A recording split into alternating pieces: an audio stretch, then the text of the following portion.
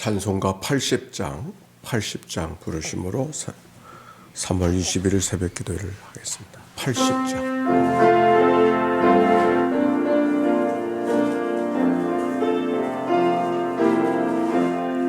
천지에 있는 이름 중 귀하고 높은 이름, 전하시지 전 지으신 주의 이름 예수.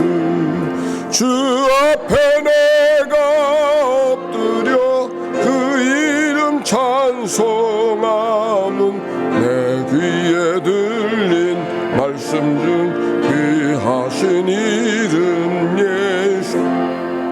주 십자가에 달릴 때 명패에 쓰인 대로 저 유대인의 왕이요 우리 왕이시라.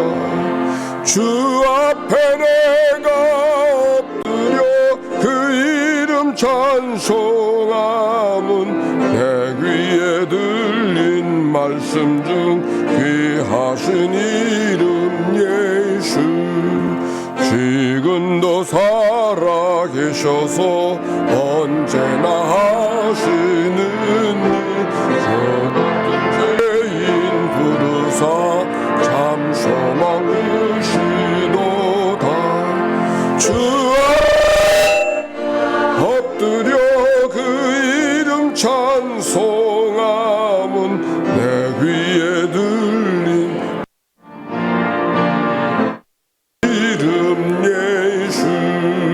주 예수께서 영원히 어제나 오늘이나 그 이름으로 우리에게 참복신다. 주 앞에 내가 엎드려 그 이름 찬송함은 내 귀에 들린 예수.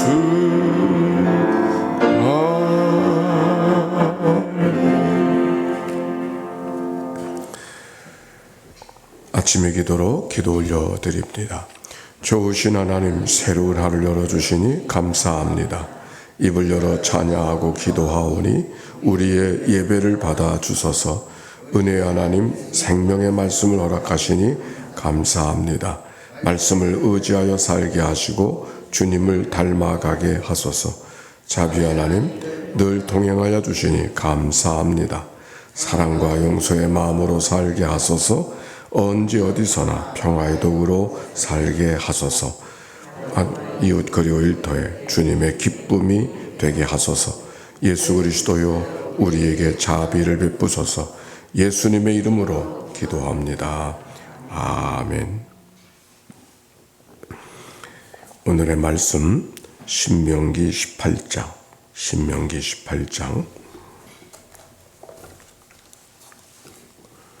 찾으신 대로 교독하겠습니다. 레위 사람 지스장과 레위의 온 지파는 이스라엘 중에 분깃도 없고 기업도 없을지니 그들은 여호와의 화제물과 그 기업을 먹을 것이라.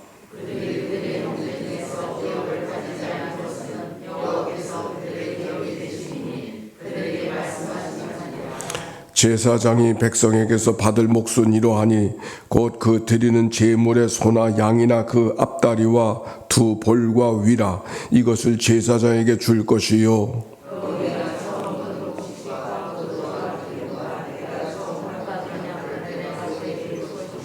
이는 네 하나님 여호와께서 네 모든 지파 중에서 그를 택하여 내시고 그와 그의 자손에게 항상 여호와의 이름으로 서서 섬기게 하셨음이니라.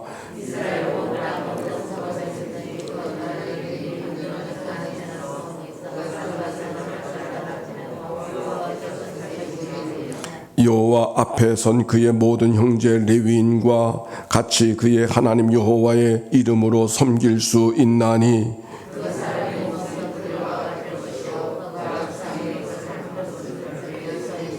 네 하나님 여호와께서 내게 주시는 땅에 들어가거든 너는 그 민족들의 가증한 행위를 본받지 말 것이니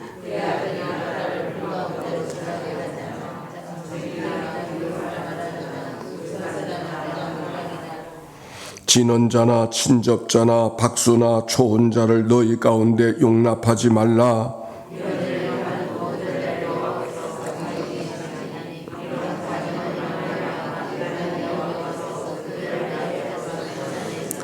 너는 네 하나님 여호와 앞에서 완전하라.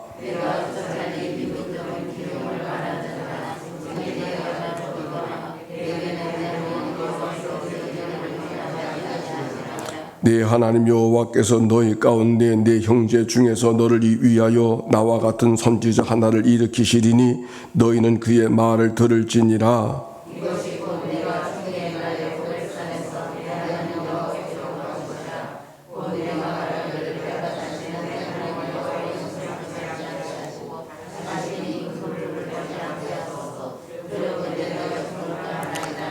여호와께서 내게 이르시되 그들의 말이 옳도다.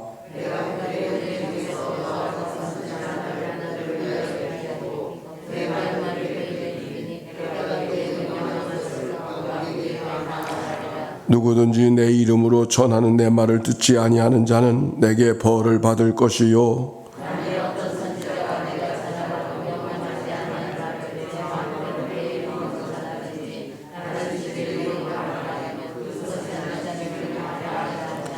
내가 마음속으로 이르기를 그 말이 여호와께서 이르신 말씀인지 우리가 어떻게 알리까 하리요.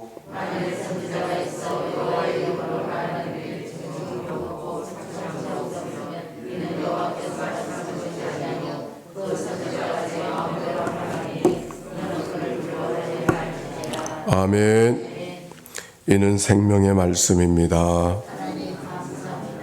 감사합니다. 우리 서로 옆 사람을 축복합시다. 사랑하고 축복합니다.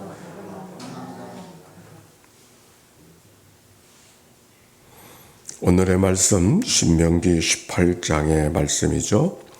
어제 마지막 부분에는 왕을 세우라 하거든 왕이 어떤 삶을 살아가야 될 것인가 하는 이야기를 말씀의 마지막 속에 나누었습니다. 특별히 평생에 자기 말씀을 하나님의 율법책을 평생 자기 앞에 두고 있어서 하나님 여호와 경외하기를 배우고 율법의 모든 말과 규례를 지켜 행할 것이다. 그렇게 하면 내 왕위가 장구하리라 그 말씀이었습니다.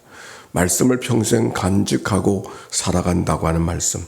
병마를 많이 두지 말라, 은금을 많이 취하지 말라, 아내를 많이 취하지 말라, 하나님의 말씀을 평생 내 옆에 두고 말씀을 들으며 살아가라. 이 말씀은 어떤 의미일까요?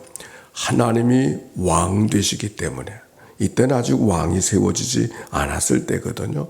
그런데 왕이 세워지지 않았을 때 왕을 이야기하는 것은 왕이 없었다는 것이 아니라 하나님이 왕이 되시면 되지 또 다른 무슨 왕이 필요한가. 이런 믿음의 고백을 갖고 사사시대를 여호수아 시대를 지나고 사사시대를 지나고 그러다가 사무엘 사사 후에 사울 왕이 처음 세워진 것이죠. 왕을 세워달라는 백성들의 청을 듣고 사무엘이 불편했어요. 왜 불편하게 생각했느냐 하면은 아니 하나님이 왕이신데 무슨 왕을 또 세워달라 그러느냐. 그렇게 하면서 마지막 사사였던 사무엘이 불편하게 여겼던 이야기를 우리가 말씀 속에 찾아볼 수가 있는데, 즉 왕이라 할지라도 하나님의 왕 되심을 잊어버리지 말고 살라 하고 말씀이 병마를 많이 두지 말라, 은금을 많이 취하지 말라, 하나님의 말씀을 평생 내 옆에 두고 말씀을 지켜 행하라. 그 말씀 속에 담겨져 있다고 하는 의미인 것이죠.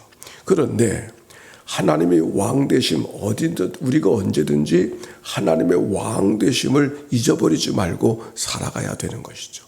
즉 대통령이 있어도 참 대통령은 하나님이시다. 그런 마음을 갖고 우리가 마땅히 살아가야 되는 거예요.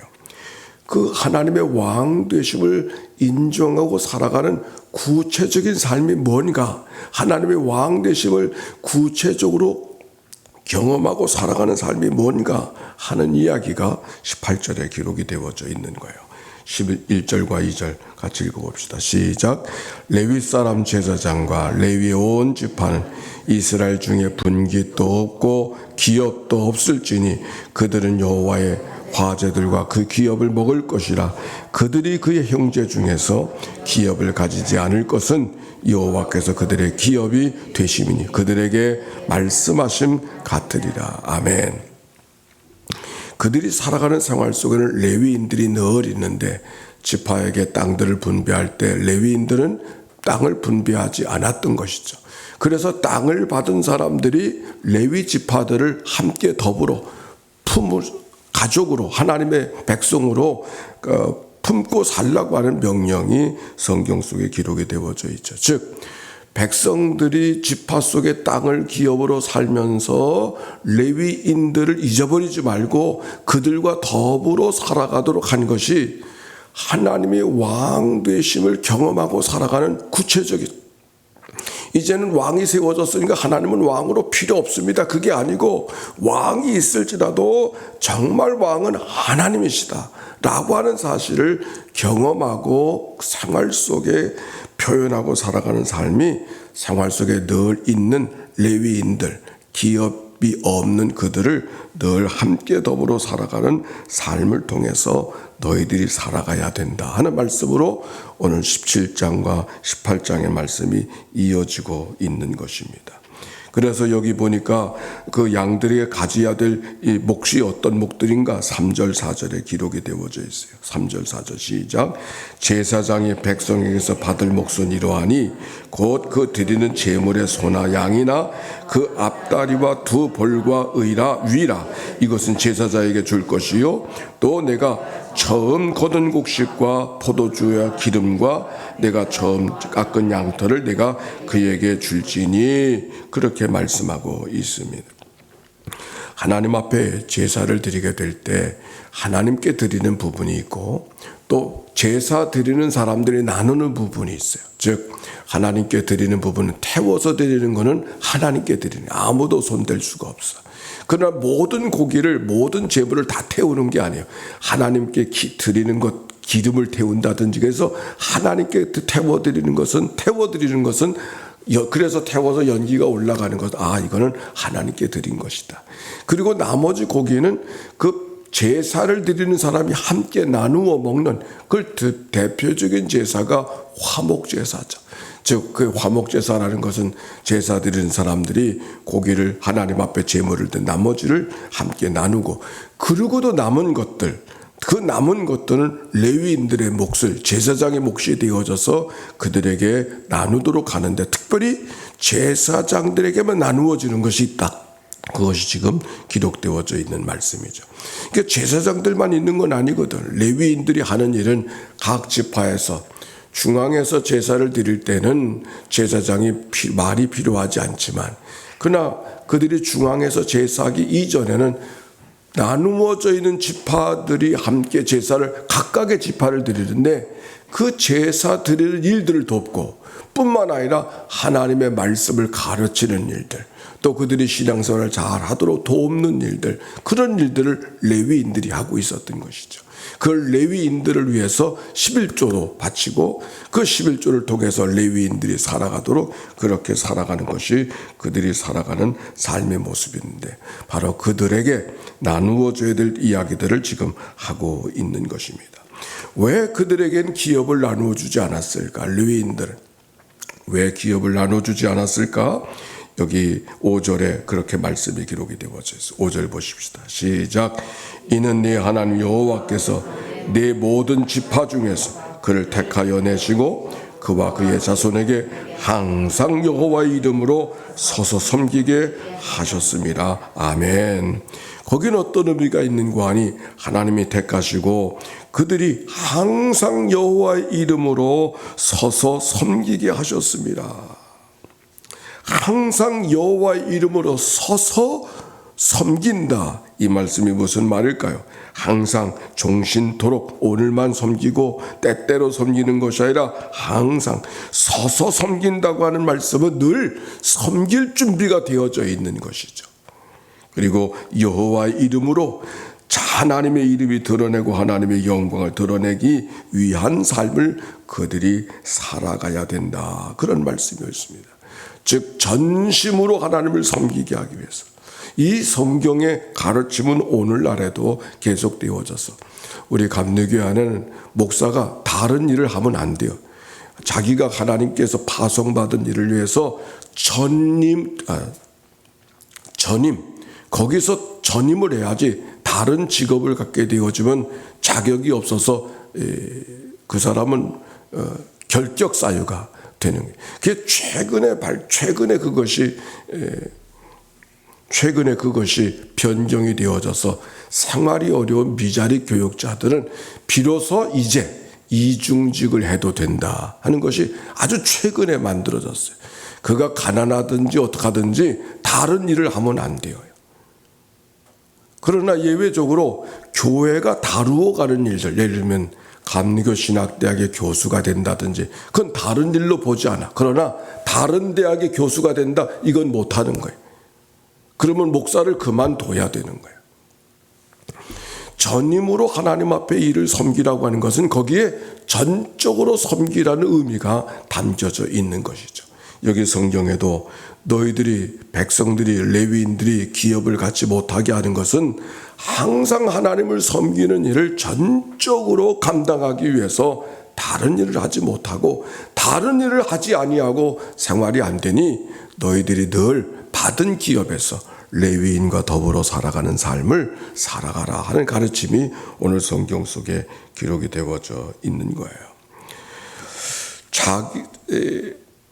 이 말씀을 생각할 때 언젠가도 이 말씀을 나눌 때 기억나는데, 제가 미국에 이민을 가서 첫 번째 하여튼 처음 생활 속에 좀 충격적으로 다가왔던 것 가운데 하나는 우체국에 갔는데 우체국의 직원들이 앉아있질 않더라고요.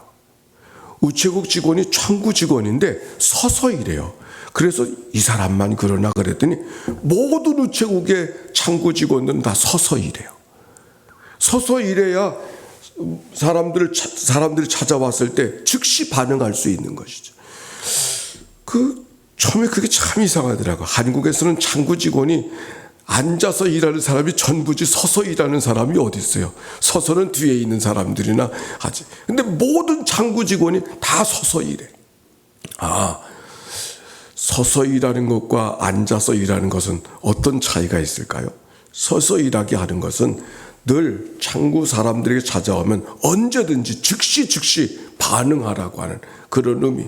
앉아서 일하는 것이 더 편안하고 수고를 덜하는 것일 때도 그렇게 하지 않는 모습이 미국 생활 첫 번째 가운데 아주 낯설게 다가왔던 이야기입니다. 오늘 성경에 보니까 항상 서서 섬기며 라고 하는 말씀이 기록이 되어져 있죠. 항상 서서 섬기며.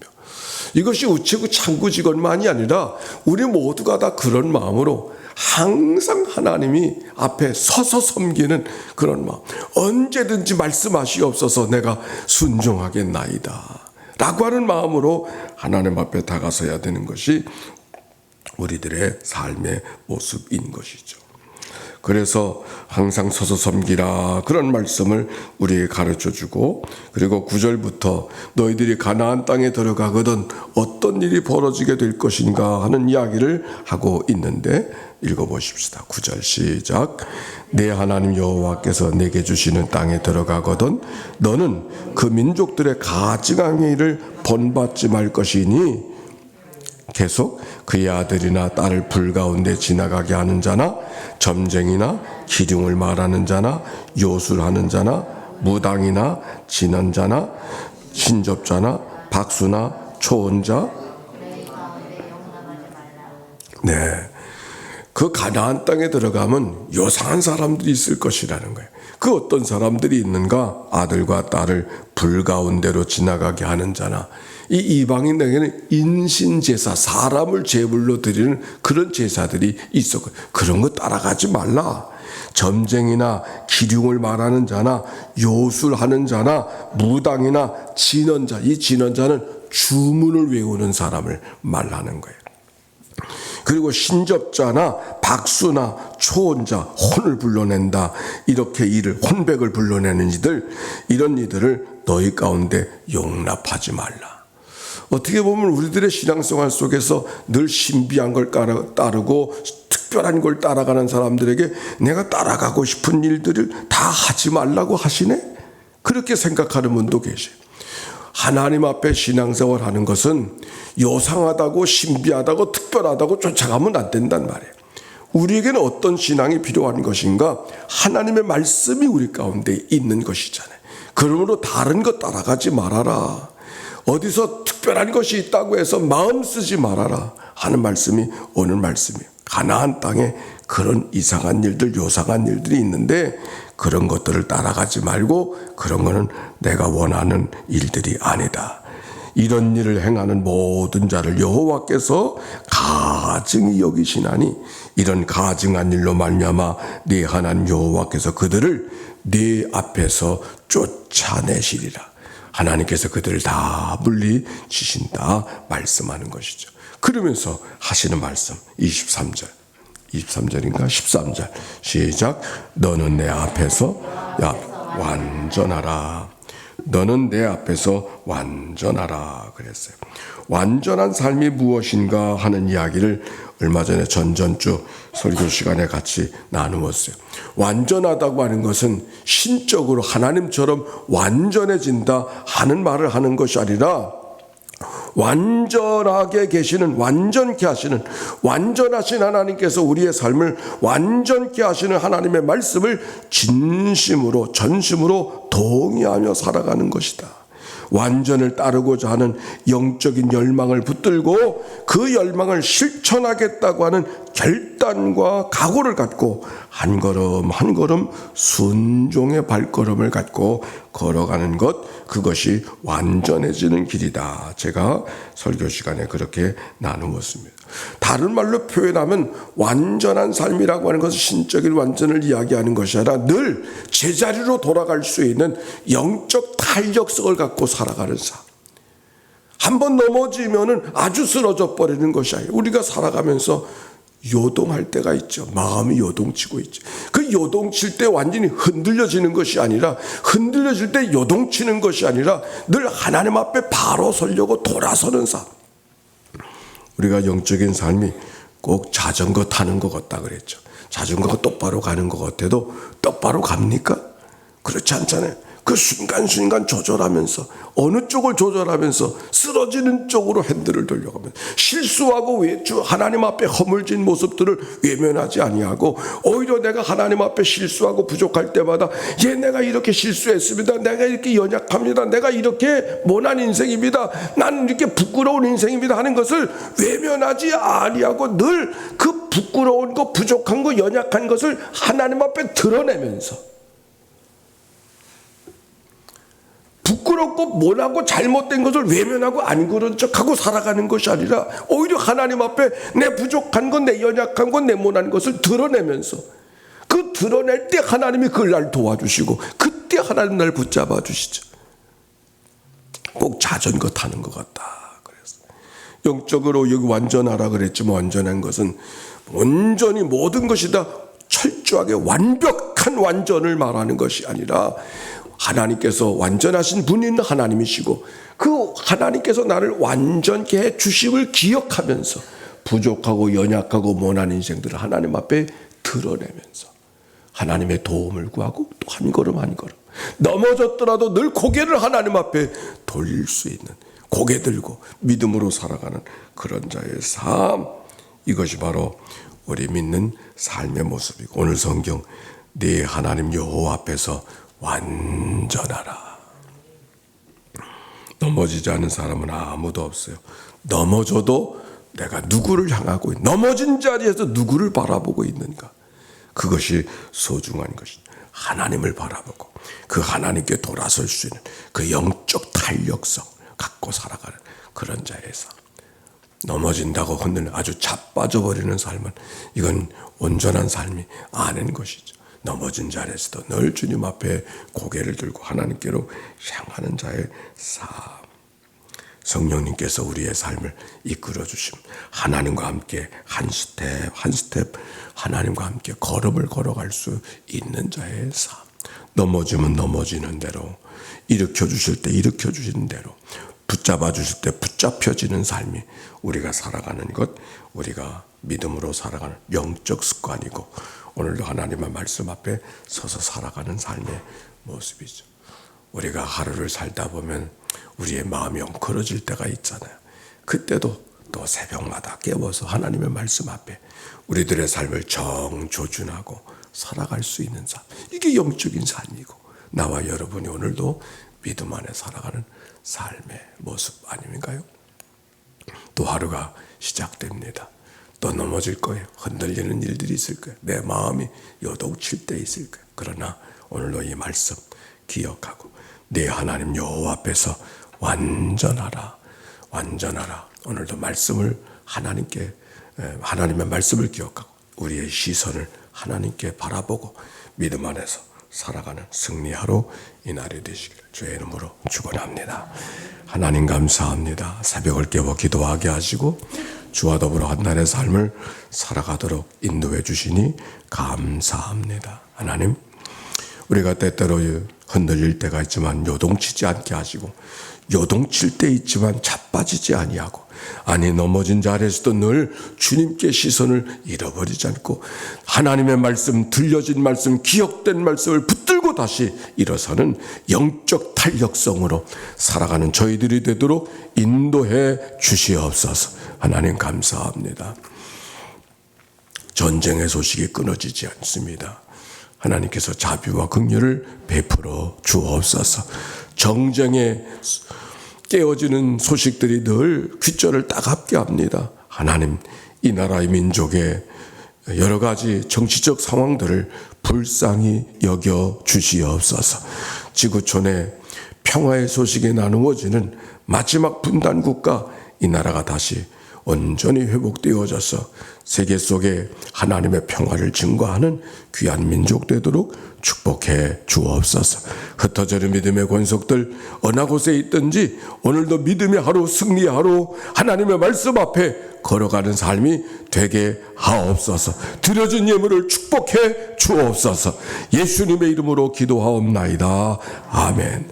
이제는 성부, 성자, 성령 삼일째 하나님의 크신 은혜와 사랑과 역사가 이제와 같이 영원히 함께해 주시기를 축원하옵나이다. 아멘.